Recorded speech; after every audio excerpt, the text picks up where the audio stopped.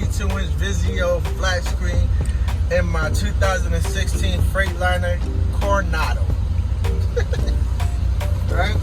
So basic tools: drill bit, the Holy Bible.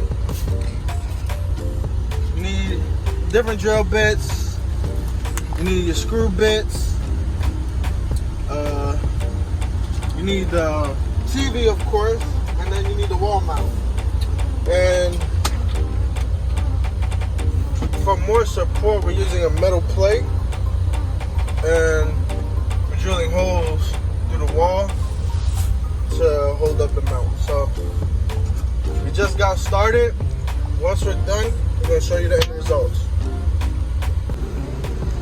Okay,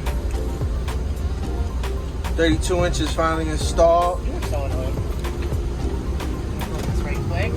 We got it hooked up to the power unit.